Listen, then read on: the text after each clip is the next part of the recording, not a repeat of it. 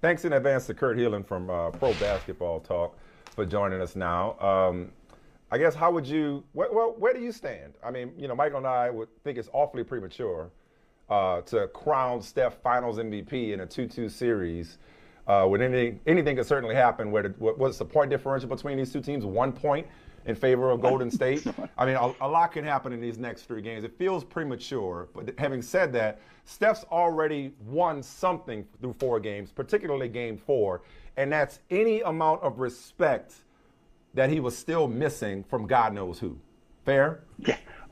Fair. First off, who is not respecting him at this point? He has proven to be a legendary player. I know you were talking about the all-time greatest shooter. I don't think that's in question for him anymore. What has been fascinating about this series, though, is that how much they've relied on him. Look, we love to horse race these things, right? Like Steph Curry was also the leader in the MVP race at Christmas. That didn't really work out, right? We love to do where would it stand now? Yeah, today in a 2-2 series, he'd probably be the front runner. But Michael, you said it. And I think this is really one of the keys going into tonight. If the Celtics are going to win this thing, Jason Tatum's got to stand toe-to-toe with him. Jason Tatum's got to stop avoiding, trying to draw fouls and doing the little left arm hooks as he goes into the pound off 2 feet, go to the rim and dunk the thing, draw some fouls, kick out. He has the potential, and he does for stretches look like a guy who can be that good a player, and then he's not in key points, and they need him to be. If he wants to be listed as look, he is a first-team All-NBA. He is 6th in MVP voting. But if you want to really reach the upper echelon, these are the games, right? This is the game where you've got to come out and show it. You know what, Kurt? I'm not sure he's got to match Steph Curry toe-to-toe. What he's got to do is shoot better than 34.5%. Well, from the field. That's the funny thing is, it's third. It's actually 45 from 3. Yeah, it's 45 from 3. Where he gets in trouble is inside the arc. When he has to drive, he's shooting just over 50% inside the restricted area. He's not finishing well. And the Warriors, I mean, Looney's a nice shot blocker, and Draymond, when he's not out chasing Jaylen Brown, can give you a little bit. Tatum's got to finish through that. He's got to knock down mid-range shots. If you want to be Kobe, dude, hit your mid-range shots. If that's your idol, Kobe made a living in his career there, right?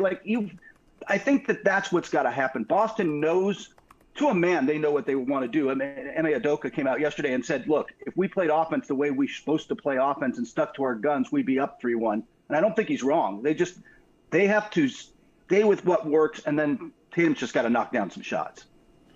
Tell me what you guys think of this. Look, there's a lot of debate. There's a lot of room for debate. Ime is biased.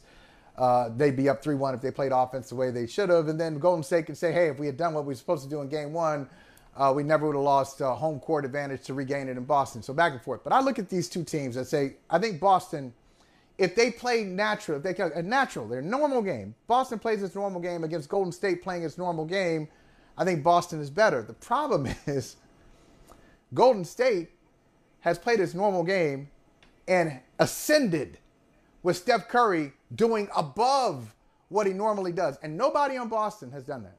And not just Jason Tatum. Jaylen Brown hasn't done that. Marcus Smart defensively hasn't done that yet. And so I think that's where it's problematic for Boston. You can say all these things, hey, we know what it takes, but somebody's got to be able to play a little above their normal game for Boston to win this thing. I was talking with Grant Williams yesterday, and I thought he had really insightful thoughts about what they're doing. It's like, look, we're not the more disciplined team. We're not the more poised team in this series, and that's part of what's costing them. They get away. If what works for them becomes harder, sometimes they get away from it. And he owns up to it. He's like, look, the Warriors come down and they turn the ball over and they miss a couple shots and things don't work, and they don't go away from what they want to do. They don't go away from the game plan. They keep pounding at it because they know who they are. They know what they want to do. They are very confident in it. And years of playoff, being in the postseason has taught them this. They have learned these lessons that it feels like the Celtics guys, is it just me? It feels like they're still learning because hey, 8 minutes to go in the first, in game 4, we're going to go stagnant with our offense and jack up 5 threes in a row and drop the ball. Like, they get away from what works way too easily.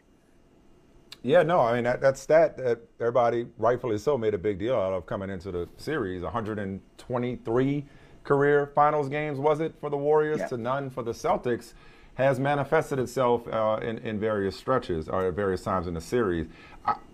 The idea of Boston being better, and I know it felt that way after game 3 in particular. Michael, I remember I was premature in feeling like the Warriors were better after game 2. I don't know that we can say that Boston's better. I think all we know is that Boston's bigger. I don't know that Boston's necessarily better.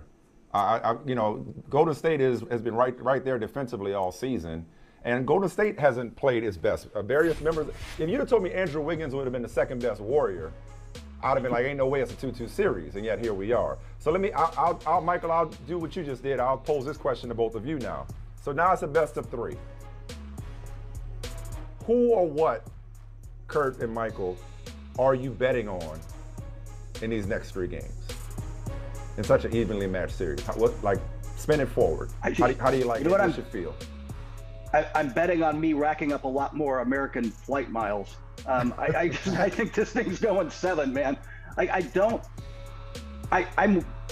I'm hesitant with you to say Boston's the better team, but they are the bigger, more athletic team. And when they,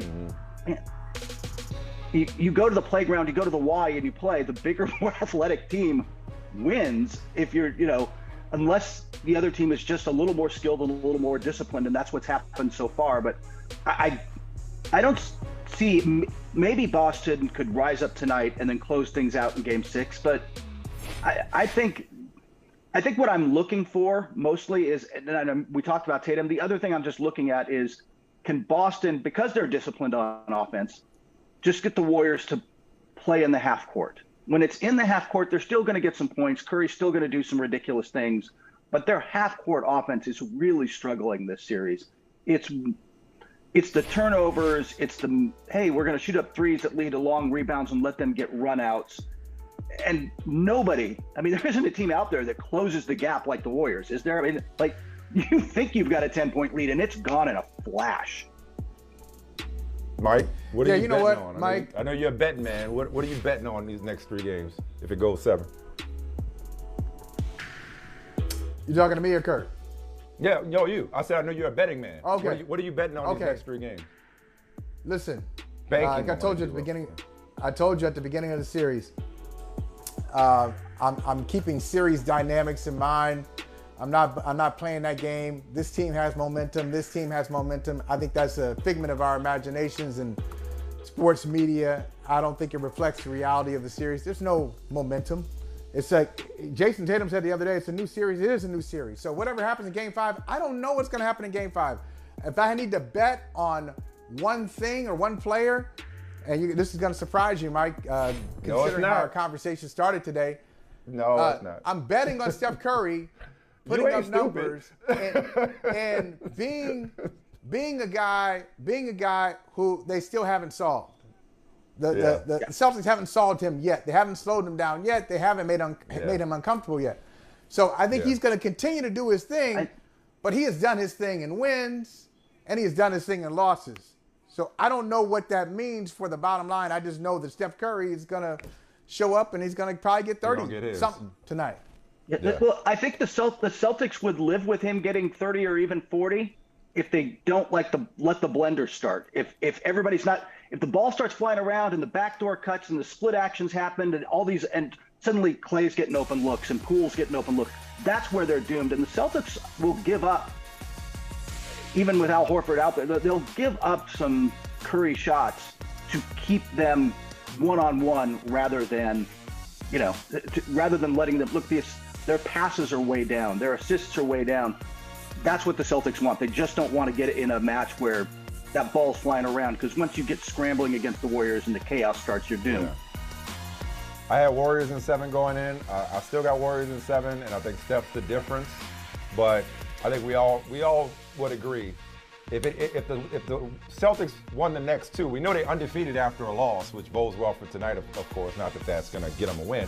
But if they won the next 2, or the Warriors won the next 2, nobody would be shocked. It's as unpredictable a series as we could hope for. Kurt, we predict we will see you again several times before this series is over. I hope so. Appreciate you.